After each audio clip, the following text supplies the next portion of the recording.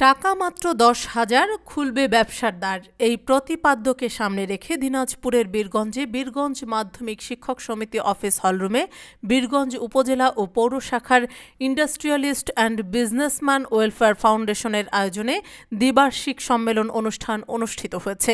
১৫ই ফেব্রুয়ারি শনিবার সকাল ১১টায় ইন্ডাস্ট্রিয়ালিস্ট অ্যান্ড বিজনেসম্যান ওয়েলফেয়ার ফাউন্ডেশনের বীরগঞ্জ পৌর শাখার সভাপতি অবসরপ্রাপ্ত সার্জেন্ট রেজাউল করিমের সভাপতিত্বে ও ইন্ডাস্ট্রিয়ালিস্ট অ্যান্ড বিজনেসম্যান ওয়েলফেয়ার ফাউন্ডেশনের বীরগঞ্জ উপজেলা শাখার সভাপতি আলহাজ লুৎফুর রহমানের সঞ্চালনায় দ্বিবার্ষিক সম্মেলনে প্রধান অতিথি হিসেবে বক্তব্য রাখেন ইন্ডাস্ট্রিয়ালিস্ট অ্যান্ড বিজনেসম্যান ওয়েলফেয়ার ফাউন্ডেশনের রংপুর অঞ্চলের সাধারণ সম্পাদক জিল্লুর রহমান মুন্সী। অনুষ্ঠানে বিশেষ অতিথি হিসেবে বক্তব্য রাখেন দিনাজপুর জেলা শাখার ইন্ডাস্ট্রিয়ালিস্ট অ্যান্ড বিজনেসম্যান ওয়েলফেয়ার ফাউন্ডেশনের সভাপতি আলমগীর হোসেন।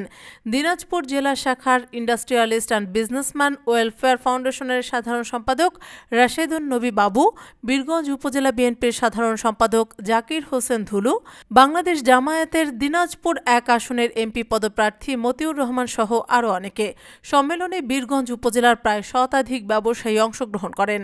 এ সময় বক্তারা বলেন, এই সংগঠনের মূল উদ্দেশ্য দেশে ক্ষুদ্র ব্যবসায়ী ও বিনিয়োগ সৃষ্টি করা। অল্প টাকায় কিভাবে একজন সফল ব্যবসায়ী হয়ে ওঠা যায় এ বিষয়ে ব্যবসায়ীদের দিক নির্দেশনা দেন।